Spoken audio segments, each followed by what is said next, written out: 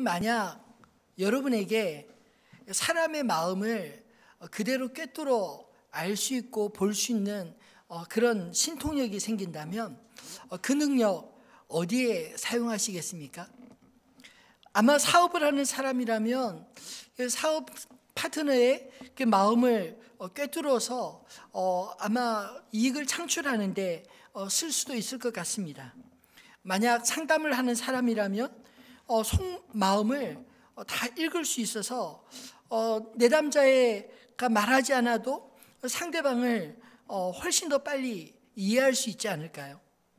근데 과연 이 사람의 마음을 다 알게 된다면 속이 뻔히 다 보이는 그 사람을 우리가 정말 잘 사랑할 수 있을까요? 아마도 엄청난 인격의 소유자나 엄격한 훈련을 받지 않는다면 저는 개인적으로 긍정적인 면보다 오히려 부작용이 더 클지 모르겠다라는 생각이 문득 들었습니다. 오늘 우리가 읽은 이 본문의 말씀은 지난주 말씀에 이어서 사마리아 여인과의 만남으로부터 이 사마리아 사람들이 변화된 모습을 보신 주님께서 이 제자들과 함께 사마리아에 이틀간 더 머무신 후에 원래의 목적지 고향 갈릴리 땅으로 돌아오신 이후의 이야기를 기록하고 있습니다. 근데 고향 땅에 오신 주님이 제자들에게 뜬금없이 이런 말씀을 하셨습니다. 44절에 선지자가 고향에서는 높임을 받지 못한다 하시니, 아마 주님이 무슨 서운한 일이 있으셨나요? 어쨌든 제자들이 이 말씀을 하신 것은 왠지 뜻밖의 말씀 같습니다. 뿐만 아니라 예수가 갈릴리 가나에 있다는 소식을 듣고 가버나움에서부터 무려 40km 가까이 달려온 헤롯 왕의 신하에게도 또 주님은 이런 말씀을 하셨습니다. 48절에 너희는 표적과 기사를 보지 못하면 도무지 믿지 아니하리라. 어쩌면 제자들이나 신하들 뿐만 아니라 오늘 이 말씀을 읽는 저와 여러분 역시 고개가 갸우뚱거려지는 그런 말씀처럼 들리지 않으시나요? 이 44절과 48절에 이 두 말씀은 부정형으로 쓰였습니다. 이 말씀은 이제까지 우리가 알고 있던 예수님에 대해 왠지 낯선 느낌, 그런 느낌을 갖게 하는 말씀 같습니다. 제가 말씀을 묵상하다 문득 예수님이 왜 갑자기 시크해지셨지? 이런 생각이 들 정도였습니다. 도대체 왜 예수님은 제자들에게 선지자가 고향에서는 높임을 받지 못한다 하시고 또 병고침을 받으러 간절한 마음으로 찾아온 그 왕의 신하에게는 너희는 표적과 기사를 보지 못하면 도무지 믿지 아니하리라, 이런 말씀을 하신 걸까요? 우리가 지난번에 읽었던 그 요한복음 2장 23절로 25절 말씀을 읽어보면 아마 조금 더 이해가 되지 않나 싶습니다. 한번 같이 읽어볼까요? 요한복음 2장 23절부터 25절 말씀입니다. 6월절에 예수께서 예루살렘에 계시니 많은 사람이 그의 행하시는 표적을 보고 그의 이름을 믿었으나 예수는 그의 몸을 그들에게 의탁하지 아니하셨으니 이는 친히 모든 사람을 아시며 또 모든 사람에 대하여 누구의 증언도 받으실 필요가 없었으니 이는 그가 친히 사람의 속에 있는 것을 아셨음이니라. 사람의 속을 다 뻔히 알고 계시기 때문에 각 사람을 아시는 주님이 간접적으로 이렇게 돌려 말하지 않고 직설적으로 말씀하셨던 것 아닐까요? 그럼 예수님이 자신을 배척하는 사람들 때문에 위축되었다는 말씀인가요? 아니면 그들의 악함을 아시고 미워하시거나 혹은 저주하셨다는 말씀입니까? 그러나 예수님은 이렇게 말씀하셨지만 실제로 주님의 공생의 대부분은 고향을 중심으로 한 갈릴리 땅에서 보내셨습니다. 그리고 이사야의 예언을 온전히 성취하셨습니다. 이사야 9장 1절에 보면 전에 고통을 받던 자들에게는 흑암이 없으리로다. 옛적에는 여호와께서 스불론 땅과 납달리 땅이 멸시를 당하게 하셨더니 후에는 해변길과 요단 저쪽 이방의 갈릴리를 영화롭게 하셨느니라. 성경에 이 납달리, 스불론 그리고 갈릴리 해변은 늘 이 유대 예루살렘으로 보면 가장 멀리 떨어져 있는 곳, 가장 변방에 속한 곳이었습니다. 그리고 사람들에게 외면받던 그 땅에 대한 예언, 이 사연은 무엇을 바라보고 예언을 한 것입니까? 바로 오실이라는 메시아가 그 지역에서부터 흑암에 갇힌 그 백성들에게 빛을 비추시리라, 이것을 말씀하신 게 아닐까요? 예수님은 갈릴리 사람이라는 것을 결코 수치스럽게 여기지 않으셨습니다. 오히려 이사야의 이 예언의 말씀처럼 그 갈릴리를 영화롭게 하시기 위해 주님은 그 사명을 잘 감당하신 게 아닐까요? 그럼에도 불구하고 주께서 선지자가 고향에서 높임을 받지 못한다, 이 말씀을 하신 것은 저는 한탄함에 하신 말씀은 아니라 생각합니다. 왜냐하면 주님은 마가복음 10장 45절에도 말씀하시기를 인자가 온 것은 섬김을 받으려 함이 아니라 도리어 섬기려 하고 자기 목숨을 많은 사람의 대속물로 주려 하려 함이라. 십자가의 자신을 내어주시기에 오신 주님은 애초에 고향에서 높아질 마음 없으셨습니다. 왕이 되고자 하는 마음 없으셨다는 것입니다. 그렇다면 도대체 이 말씀은 어떻게 해석되어야 마땅할까요? 어떤 의미로 하신 말씀일까요? 오늘 본문을 묵상하면서 저는 처음에는 이 말씀이 잘 보이지 않았는데 후에 깨닫게 된 것이, 이 말씀을 통해 주님이 우리에게 믿음이 무엇인지 가르쳐 주기를 원하시는구나, 이 사실을 발견하게 되었습니다. 온전한 믿음을 방해하는 것들이 오늘 이 본문 속에 사실 주님이 말씀하신 것을 통해 나타나 있기 때문입니다. 고향 사람들에게 배척을 받으신 것과 조건부 신앙과 대조되는 사건이 오늘 본문 앞과 뒤에 배치되어 있는 것이 비로소 눈에 들어왔습니다. 사마리아 여인과 왕의 신하, 그 출신이 극과 극이지 않나요? 더군다나 이 두 사람이 보여준 믿음의 공통점은 예수님이 제기하셨던 표적과 기사를 보고 그들이 예수를 믿은 게 아닙니다.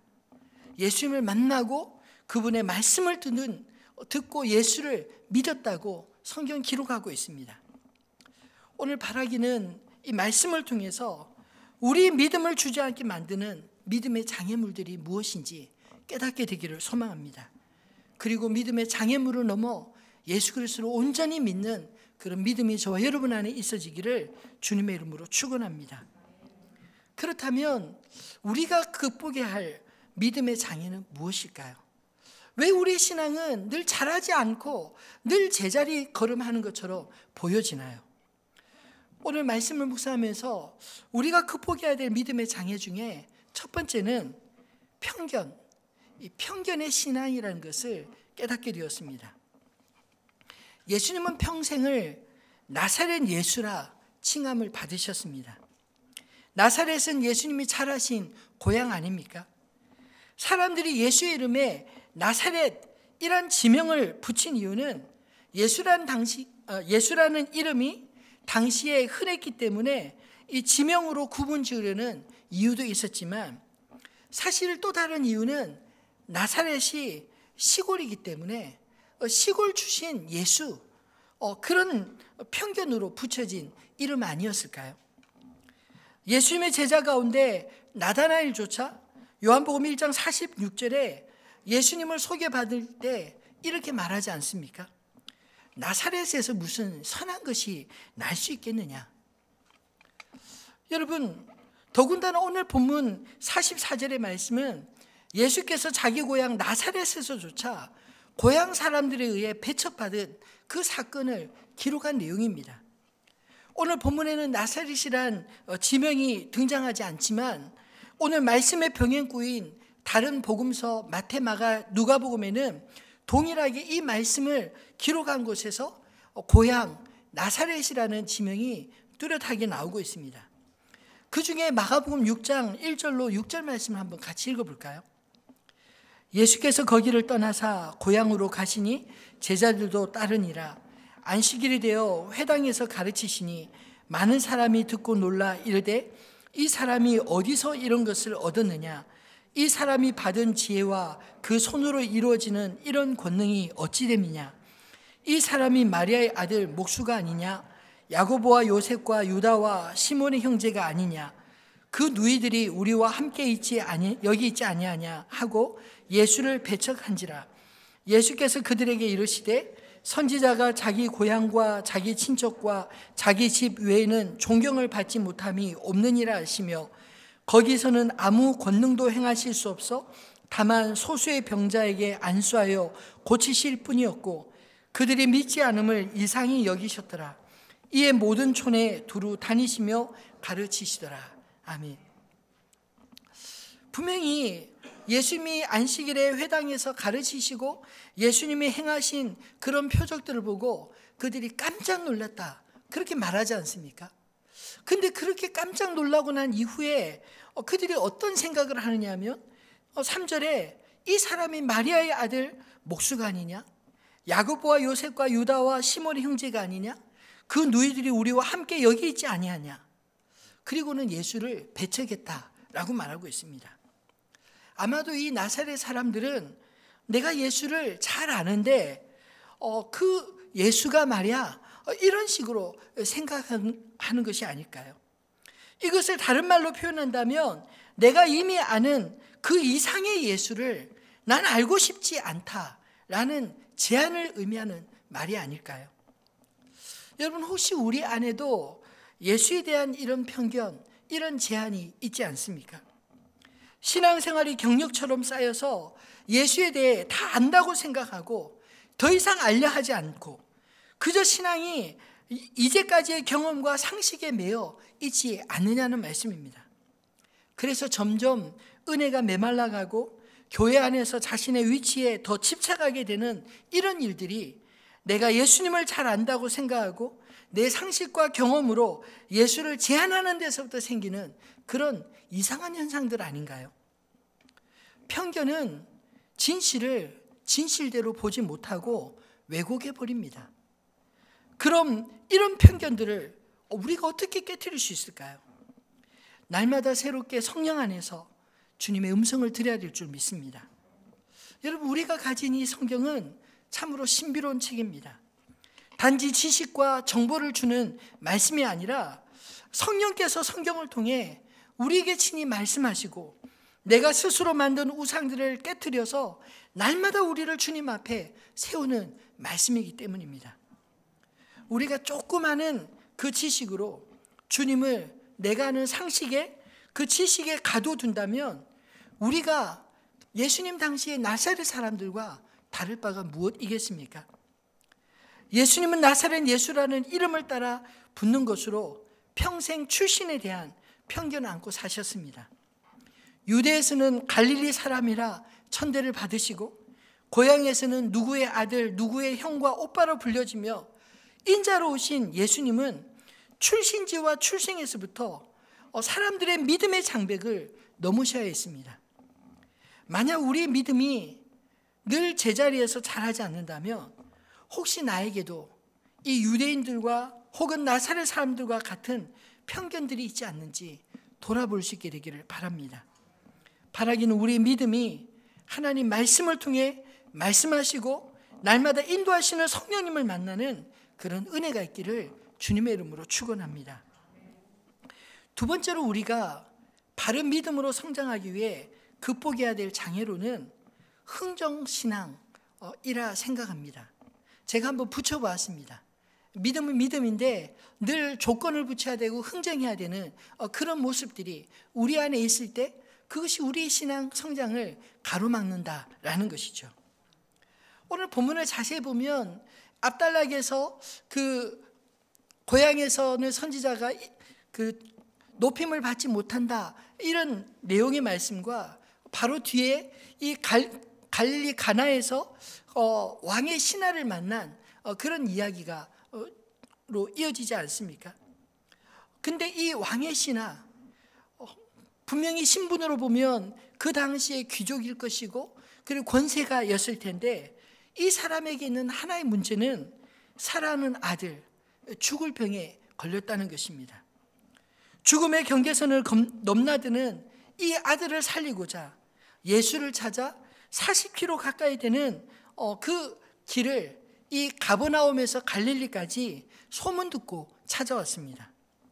요즘 같으면 한 40km 정도 되는 거리는 차 타고 한 3, 40분 거리면 갈 수 있는 거리 아닌가요? 그러나 예수님 당시에는 걷거나 혹은 나귀를 타고도 무려 8시간 이상 혹은 한 12시간 이상이 소요되는 그런 먼 거리였습니다. 아들을 살리고자 하는 심정이 얼마나 절절했는지 자신의 신분도 잊은 채 47절에 예수께 내 아들의 병을 고쳐주소서 그렇게 부탁하고 있지 않나요? 근데도 예수님에게 뜻밖의 이야기를 들어야 했습니다. 너희는 표적과 기사를 보지 못하면 도무지 믿지 아니하리라. 무슨 말인가요? 사실 저는 이 말씀을 묵상하면서 문득 예수님 너무 무심하지 않나? 라는 생각이 들었습니다. 이게 어떤 느낌이냐면요, 너희가 표적과 기사를 보러 아니면 나에게 오지 않았을 것이다 라는 그런 투로 마치 안 들어주실 것 같은 그런 말씀인 것입니다. 저도 예전에 이 말실수를 크게 한 적이 있었는데 그 느낌이 오늘 말씀을 묵상하는데 마치 예수님이 하신 것 같은 그런 투박한 말과 비슷하게 느껴졌습니다. 분당에 있을 때 저희 제자 가운데 한 친구가 결혼한 지 얼마 안 돼서 이 고부간의 갈등을 겪게 되었습니다. 그래서 한 몇 달이 지나서 이 자매가 찾아왔어요. 그리고는 그 자매의 이야기를 잘 듣고 또 위로하고 격려하고 기도해주고 헤어지면서 잘 가라고 헤어지면서 저도 모르게 그 자매에게 이런 실수를 했습니다. 자매님, 이런 일이 있을 때만 오지 말고 평소에 좀 얼굴 자주 봬요. 별로 놀라지 않으시네요. 제가 이야기하면서도 깜짝 놀랐어요. 전 그런 의도로 한 게 아니라 좀 자주 봤으면 좋겠다. 같은 교회 다니는데 자주 못 보네. 뭐 이런 투로 그냥 지나가는 말로 했는데 저도 말하면서 이게 무슨 소리지? 어떻게 들릴까요? 이런 일이 있으니까 나 찾아오지. 이런 일 없으면 나 안 찾아올 텐데. 뭐 이런 식으로 들리는 것 같아서 막 순간적으로 긴장하고 땀을 흘리면서 수습을 해보려고 했는데 말이 뱉어지면 주워 담지 못한다는 말이 무슨 뜻인지 그때 정말 뼈저리게 느꼈습니다. 변명하면 할수록 더 이상해지더라고요. 한동안 그 자매는 한 몇 년 동안 얼굴을 보지 못했습니다. 제가 그 교회를 이제 인사하고 떠날 즈음에야 그 부부가 저희 찾아와서 그동안 그 문제들이 잘 해결됐다는 그런 인사를 서로 나누고 덕담하고 헤어졌는데 그나마 그게 제가 얼마나 감사했는지 모릅니다. 그 자매가 생각날 때마다 그 얼마나 많이 기도가 되는지 몰라요. 하나님, 제가 말 실수해가지고 그 자매 마음에 상처를 줬다면 좀 용서해 주십시오. 주님, 저의 말에 그 상처가 되지 않게 해주시고 그 가정이 회복되게 해주십시오. 그런 기도를 얼마나 많이 했는지 모릅니다. 근데 오늘 본문을 묵상하면서 문득 그때 저의 말투가 마치 예수님에게서 느껴지는 그런 생각이 들었습니다. 그런데도 이 아버지는, 이 왕의 신하는 예수님께 이 말을 듣고도 포기하지 않고 다시 더 간절하게 49절에 이렇게 말하고 있지 않습니까? 주여, 내 아이가 죽기 전에 내려오소서. 이 아이가 당장 지금 생명이 위독한데 내 아이가 죽기 전에 제발 한번 이 아이의 머리에 손을 얹어주시고 이 아이 아픈 환체에 손을 얹어서 기도해서 좀 살려주십시오. 이런 간청 아닌가요? 이것이 아버지 마음 아닐까요? 본문을 자세히 보면 마치 예수님이 아들을 살려달라는 이 아버지의 간청을 거절하는 투로 말하는 것처럼 보이지 않나요? 더군다나 그 아버지 요청대로 그 아들을 살리려 가버나움으로 따라 나서지도 않습니다. 다만 50절에 가라, 내 아들이 살아있다, 이 말만 하셨습니다. 여러분 같으면 이 말을 들을 때 어떤 느낌일까요? 앞에 이미 너희는 표적과 기사가 아니면 보지 못하면 도무지 믿지 아니하리라 말을 듣고 또 두 번째로 가라, 내 아들이 살아있다. 그때나 지금이나 치료를 하려면 직접적인 접촉이 있어야 한다, 이런 생각 들지 않나요? 아니, 확인도 하지 않고 그 환자의 상태를 보지도 않고 말만 하는 것을 어떻게 믿고 자기 아들의 목숨을 걸 수 있겠습니까? 그런데도 참 이상하게 오늘 본문에 보면 이 아버지는 예수의 말씀을 믿고 아픈 아들이 나았을 것이라는 믿음으로 가버나움으로 홀로 내려갑니다. 그러면 왜 예수님은 그 아들을 살려주실 거면서 굳이 아들을 위해 간청하는 아버지에게 이렇게 무뚝뚝하게 말씀하셨을까요? 48절 말씀과 연결해 보니 이 표적과 기사를 보아야 믿는 그 시대 이 갈릴리 사람들의 신앙을 꾸짖으시면서 동시에 예수님은 이 아버지의 이 신하의 믿음을 이 신하가 말씀을 믿는 믿음, 예수님 자신을 믿는 그 믿음으로 나아가기를 원하셨던 것 같습니다. 아마 처음부터 그런 믿음은 이 아빠에게도 없었습니다. 그래서 거절할 것 같은 예수님께 더욱 간청하며 주여, 내 아이가 죽기 전에 내려오소서, 이렇게 요구했던 게 아닐까요? 그러나 예수님께로부터 직접 들은 가라, 내 아들이 살아있다는 말을 듣자마자 이 사람이 예수께서 하신 말씀을 믿고 갔다라고 기록하고 있습니다. 저는 말씀을 묵상하면서 사실 토요일 거의 12시까지의 설교 대지를 다 짜고 나름 정리했는데 다시 오후에 싹 뒤집었습니다. 그 자정 이후에. 그리고 밤을 꼴딱 또 샜습니다. 이 말씀을 묵상하는데 갑자기 예수님이 믿음이 무엇인지를 우리에게 가르쳐 주시고자 하는 거구나, 이 사실을 다시 발견했기 때문이죠. 너희는 표적과 기사를 보지 못하면 도무지 믿지 아니하리라. 이 말씀은 어떤 의미에서 조건부 신앙을 지적하신 말씀 아닌가요? 그런데 여러분, 믿음은 조건부가 아닙니다. 조건이 붙는 순간 믿음은 흥정으로 바뀌고 말기 때문입니다. 조건부 신앙은 그 조건이 사라지면 믿음 역시 사라지기 쉬운 그런 약점을 가지고 있지 않나요? 교회 한 번만 오면 뭐 이것저것 해줄게, 이렇게 약속을 하고 교회 억지로 데려옵니다. 그런데 딱 해주는 순간 그 다음에 이미 한 번 갔잖아 하고 잊어버릴 수 있지 않나요? 그러면 조건을 붙이지 않으려고 하나님 다 아시니 알아서 하시겠지, 내가 구하지 않아도 주님이 뭐가 이루어 주시겠지, 그러면 되나요? 기도하지 않고서 내가 어떻게 주님께서 내 필요를 아시고 응답하시는지 우리가 알 수 있겠습니까? 그래서 우리 역시 본문의 아버지처럼 주여, 내 아이가 죽기 전에 내려오소서 간청해야 된다고 믿습니다. 그러면 예수님은 응답하십니다.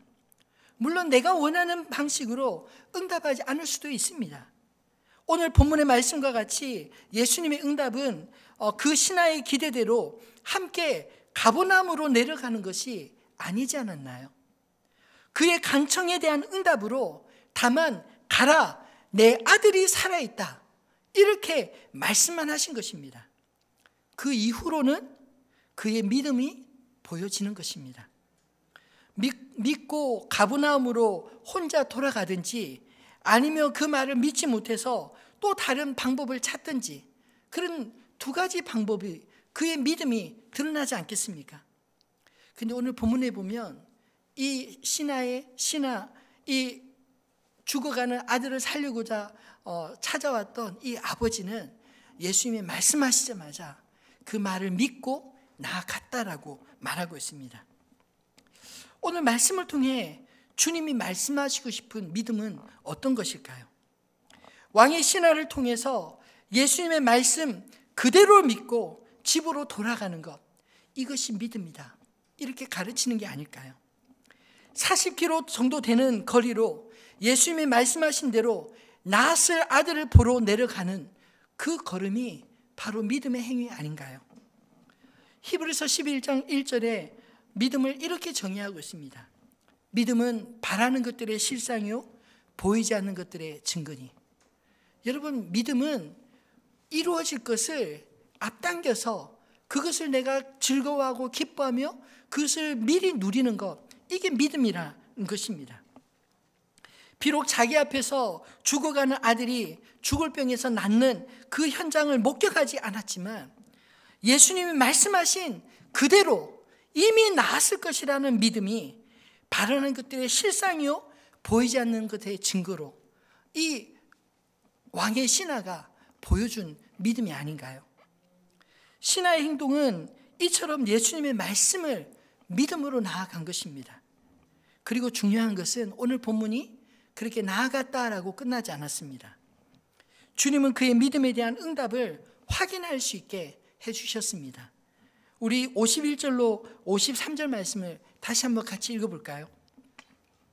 내려가는 길에서 그 종들이 오다가 만나서 아이가 살아있다 하거늘 그 낫기 시작한 때를 물은즉 어제 7시에 열기가 떨어졌나이다 하는지라.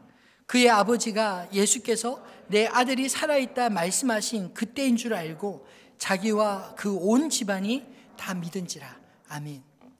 이 아버지 믿음이 얼마나 확실했는지 이 예수의 말씀을 듣자마자 그 아들 나았으라는 믿음을 가지고 내려갔습니다. 그리고 또 그 아들이 낳자마자 집에서 그 종들이 그 주인에게 이 기쁜 소식을 알려주기 위해서 또 가버나움에서 가나로 올라오고 있었습니다. 아마 길이 여러 갈래 길이 아니라 하나의 길이었든지 가며 오는 두 사람이 만난 것입니다. 중간 지점 어디선가요? 그 아들이 낳았다는 소식을 듣자마자 그 아버지가 확인한 것은 무엇인가요? 언제 낳았느냐? 몇 시에 낳았느냐? 그렇게 묻지 않나요? 왜 물었을까요? 예수님이 말씀하신 그 시각과 그 아들이 낳은 시각이 같은지 아닌지를 확인하기 위함이었던 것입니다. 그런데 아니나 다를까 예수님이 말씀하신 바로 그 시각에 그 시각부터 이 아들이 낳은 것을 확인하고 그리고 난 이후에 오늘 본문에 보면 자기와 온 집안이 다 믿으니라 그렇게 말하고 있습니다. 여러분, 우리 주님 참 멋지지 않으시나요? 하나님은 이처럼 우리의 믿음에 확인할 수 있도록 응답하시는 분이심을 믿으시기 바랍니다. 이 사건으로 이 왕의 신하뿐만 아니라 온 집안 사람이 다 예수를 믿게 되었다고 성경 기록하고 있습니다. 예수님은 자기 아들의 병을 낫게 하고자 표적과 기사를 구하던 그 아버지의 믿음을 고침받은 현장을 보지 않고도 예수님이 하신 말씀을 그대로 믿는 그 믿음으로 이끌어 가신 것입니다. 이게 어떻게 가능할까요? 제 경험으로도 비춰보면 주님의 말씀에 대한 확신과 그 말씀을 들을 때 마음의 평안함이 임할 때 응답되어지는 것을 참 많이 경험했습니다. 이상하게 믿어지는 거예요. 그리고 난 이후에 그 결과가 그 믿는 대로 되어지는 것, 여러분의 삶 가운데도 경험해 보시지 않았나요? 오늘 이 왕의 신하도 예수님이 말씀하신 그 말씀의 권위를 느꼈을 것입니다. 그 말씀 속에 그분만이 할 수 있는, 그분만이 고칠 수 있는 그 능력을 경험했을 줄 압니다. 그리고 그 믿음으로 나아간 것입니다. 바라기는 주의 말씀을 들을 때 저와 여러분 안에도 이런 믿음의 확신이 일어나기를 소원합니다. 그리고 그 믿음의 확신이 그저 마음에서만 이루어지는 것이 아니라 우리의 삶에 주님의 약속이 어떻게 구체적으로 응답되어지는지 그것들을 확인하고 그리고 그것들을 누릴 수 있는 그런 믿음의 사람들 다 되시기를 주님의 이름으로 축원합니다. 말씀을 맺겠습니다. 예수님이 이 땅에 오신 이유가 무엇일까요? 오늘 말씀과 같이 편견과 조건 없는 예수님의 사랑으로 우리의 죄에서 구원하시기 위해 오신 것을 믿으시기 바랍니다. 사실 저는 말씀 묵상하면서 처음에는 예수님 왜 이렇게 시크하시지? 왜 이렇게 반응을 하시지? 이런 생각이 문득 들었는데 말씀 묵상하고 묵상할수록 깨닫게 된 것이 그런 태도가 사실은 예수님이 아니라 원인이 바로 우리 자신이었다는 사실을 깨닫게 되었습니다. 우리 자신이 예수님을 편견으로 보고 있다는 것이죠. 그리고 우리 자신이 예수님에 대해서 늘 흥정하고 어떤 조건을 붙이는 그런 투로 주님과 관계를 맺으려 하기 때문에 우리의 믿음이 자라지 못하고 우리가 예수님과 어딘지 모르게 어색한 그런 관계를 유지하며 살아가는 게 아닐까요? 근데 말씀을 묵상할수록 예수님은 우리를 결코 편견으로 대하지 않으셨다는 사실, 우리의 구원을 위해서 어떤 흥정도 하지 않으신다는 그 사실이 가슴 깊이 와닿았습니다. 사마리아 여인을 찾아가신 것 그 자체가 바로 증거가 아닌가요? 헤롯 왕의 신하라고 권력자이고 귀족이라고 예수님이 쩔쩔매지 않는 이 모습 또한 바로 그 증거가 아니겠습니까? 주님은 편견 없이 대하셨습니다. 뿐만 아니라 예수님은 그 신하의 아들을 살려주실 때도 그 아버지의 절박함을 흥정의 도구로 삼지 않았습니다. 병을 낫게 하는데 다른 그 어떤 것도 요구하지 않았습니다. 말씀 한 말씀으로, 그 말씀을 믿음으로 그 아들의 병을 낫게 하지 않나요? 예수님이 모든 것을 다 아시지만 우리를 편견 없이 아무런 조건 없이 사랑하신다는, 우리에게 찾아오신다는 이 소식이야말로 진정한 복음 아니겠습니까? 우리가 구원받은 것은 우리를 사랑하시는 그분의 사랑에 우리 역시 믿음으로 반응하기에 주님의 그 사랑이 나의 사랑이 되어지는 줄 믿습니다. 저는 오늘 말씀을 통해 주님이 말씀하시는 대로 편견과 조건 없이 저 여러분의 믿음이 주님을 온전히 담기를, 주님을 믿을 수 있게 되기를 소망합니다. 그리고 이건 역시 주님이 우리를 구원하시고 부르신 그런 방법이라는 것을 깨닫습니다. 여러분, 우리의 믿음은요, 사실 주님을 담게 되어 있는 것 아닌가요? 우리의 사랑 역시 주님의 사랑을 담는 게 아니겠습니까? 주님이 먼저 나를 편견 없이 아무 조건 없이 믿어주셨기 때문에, 사랑하셨기 때문에 우리가 주님을 믿고 사랑할 수 있는 게 아닌가요? 주님이 나를 사랑하신 그 사랑으로, 그 믿음으로 우리 자녀들과 우리의 이웃들까지 주를 믿음으로 그 사랑의 범위를 넓혀가는 저와 여러분이 되어지기를 주님의 이름으로 축원합니다.